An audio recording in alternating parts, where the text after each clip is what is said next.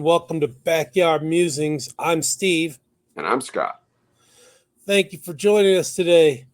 Israel maintains momentum created after the pager and walkie talkie attack.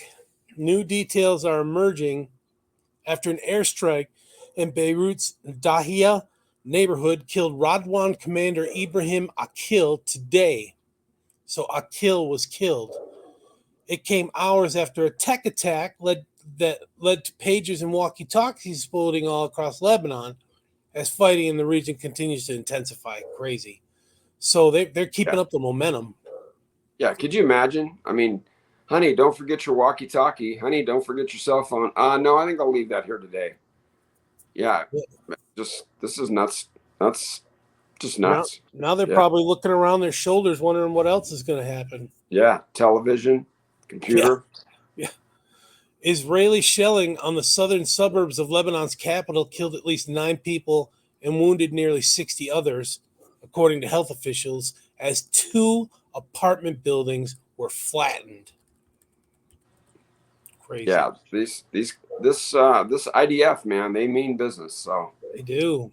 So other top operatives of Hezbollah's elite Radwan force were also killed, Israeli military officials said. Sources speaking to Axios Barak Ravid elaborated on this. An Israeli official said that the entire senior command of Hezbollah's Radwan force was eliminated in the strike. Around 20 commanders. Wow. That's pretty impressive. The head off the snake, What were they all doing there at the same time? That's kind of crazy. So probably having a meeting. How are we going to counterattack? Yeah. That was reported on X. So these were 20 guys that survived the pager attack. Yeah, and walkie-talkies, right? So I don't know what they were using to communicate. So Hezbollah official confirmed to AP that Akil was likely in the building in the Dahia district that was hit. So if they're gonna admit that their own guys were hit, it's probably pretty accurate information. So Akil has previously been sanctioned by Washington for being involved in 2 1983 terror attacks that left more than 300 people at the U.S. Embassy and U.S. Marine Corps in Beirut dead. Thus, Israel did a solid for the United States, right? Yeah. Am I right? Absolutely. We should be patting them on the back. But any thanks from the Biden-Harris idiocracy? Crickets. Only we were not informed prior to the attack. The standard disclaimer. The shelling came hours after the exploding electrical devices left at least 32 people dead, so the death count has raised, and thousands more injured. Remember, on the day of the death count, it was of the attack, it was 11 people dead. Rear Admiral Daniel Hagari, the Israel Defense Force spokesperson, said of the Thursday strikes, quote, "The attack in Lebanon is to protect Israel," unquote. He said Akil was a key instigator of regular rocket fire into Israel. Bad dude. Yeah, exactly. And probably those other 20 other commanders, they were probably just waiting to take his spot if he got bumped off. So good kills, I guess. And yeah, you're right. They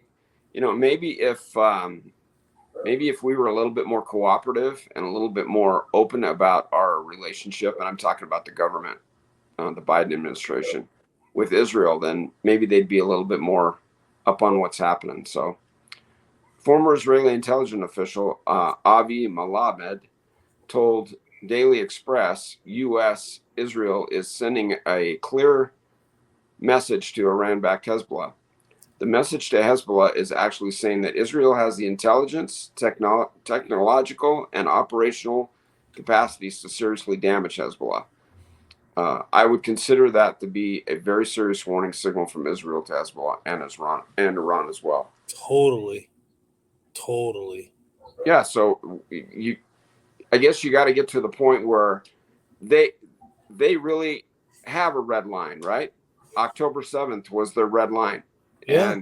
And they're taking care of business, and I leave them alone. That's all they ask. Just leave us alone. Let us dwell in our small little country and do what we do, and you guys do what you do. But no, they got to stir the pot. So, Israel is a nuclear state. They have nuclear weapons, and you don't hear Israel rattling their saber saying, "Well, we're updating our nuclear strike policy," and blah blah blah, like Putin is saying.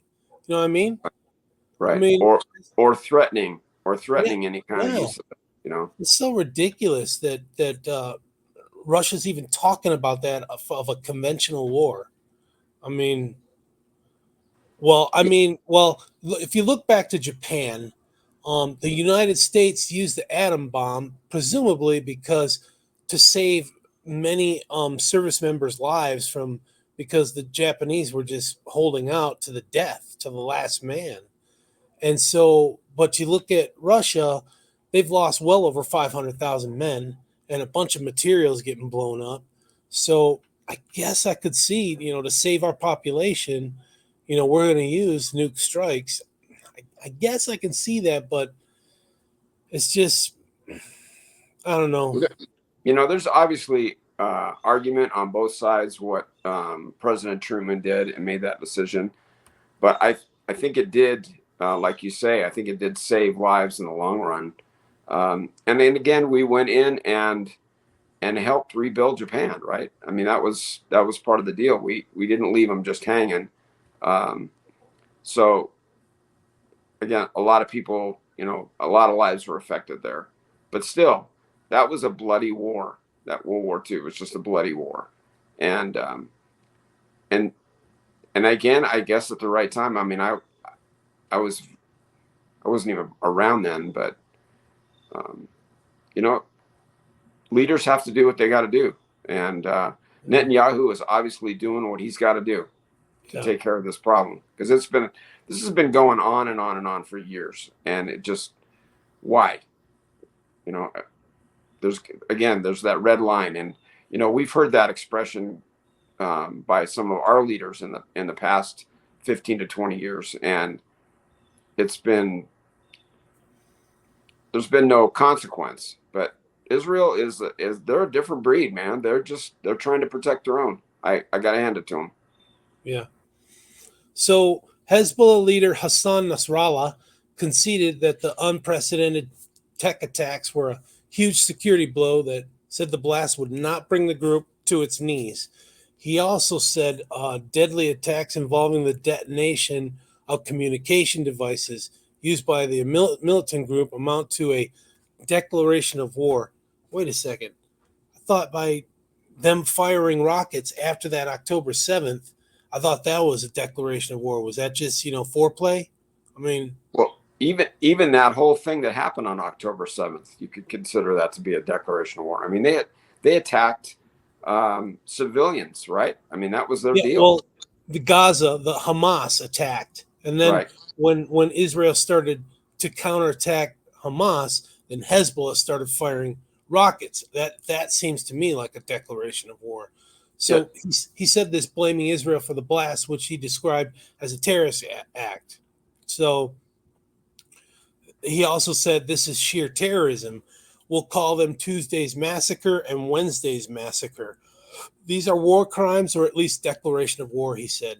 I spent half of my adult life in the armed forces and living by the Geneva Convention. And I don't know that using a pager as an explosive device is against the Geneva Convention. I just don't know that it is. I don't know. Something to think about. Yeah. He said Israel was aiming to kill 5,000 people in 2 minutes and knew more than 4,000 of the pagers were in use. God is merciful and prevented more deaths and injuries. A number of pagers were out of service or switched off. Some were not allocated and still in storage, he said. On Wednesday, at least 20 people were killed and 450 were wounded after walkie-talkies used by Hezbollah detonated across Lebanon a day after a separate attack targeting pagers held by the militant group. So I didn't know that many people were killed and wounded from the walkie-talkies. That is a staggering number too. it is, yeah. this was quite a covert little operation that they held here. I don't know. And I don't know how they overwhelmingly successful. Yeah. I don't know. Somebody had to be on the inside of that, right? I mean, there had to be some people working on the inside of these organizations to be able to get that kind of coverage with these devices.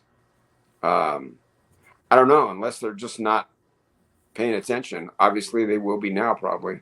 So, yeah, it's crazy. Yeah. So he says the enemy will face a severe and fair punishment for where they expect and don't expect. So, what's a fair punishment? I mean, like they're not going to go overboard for this. I mean, yeah, I don't know why he put that word in there, fair punishment. You could hear Israeli jets flying low altitude in Beirut during this guy's speech. Nasrallah said an investigation into how the attacks occurred has been launched. There are growing fears the simmering conflict between Israel and Hezbollah could escalate into a broader regional war. Secretary of State Antony Blinken said Tuesday's pager attack threatened to derail efforts to negotiate a ceasefire in the Israel-Hamas war. Why are they still focusing on a ceasefire when there's hostages that they're killing? I don't. Yeah, or have already been killed. Appeasement is not working. Yeah, so that Israeli jet flyby kind of reminds me of that day that Baghdad Bob was reporting that everything's fine in Tehran, and you can see the fire and the U.S. troops rolling in, the tanks rolling by. I don't know. But yeah. So it's just all appeasement doesn't work. Attain peace by projecting strength, not weakness. So, this is far from over, I'm sure. Yeah, far from over. There's going to be tit for tat, and Iran still has to retaliate for the deaths of those commanders in their where was that, in Syria? Was that? No, they killed them in Lebanon. The two Revolutionary Guard commanders, yeah. Or leader. No, it was the Hamas and Hezbollah leader, yeah. So they still got to retaliate. What were they doing there? Were they on vacation or no? It's coordination. I mean, it's obvious that they're providing support, comfort, aid, whatever you want to call it, to these terrorist groups, standing them up. Yeah. Yeah. That whole area is just a mess, though. Yeah. Just a mess. So. Well, leading into Armageddon, this has got to happen, I guess, and it's got to escalate even more because all countries are going to turn against Israel. And it looks like the United States, at least the Democrat Party is turning against Israel. Yeah. Well, and up until this point, I mean, Netanyahu and the whole Israeli bunch, they've been pretty patient and, under advisement from the U.S., please don't escalate. But you can only take so much. So I can't blame them a bit for doing what they're doing. No, so. I can't. Yeah. All right, folks. Thanks for joining us. I hope you enjoy your Sabbath. Tomorrow, we'll see you on Monday. Yep. Enjoy your weekend. Take care. We'll see you Monday.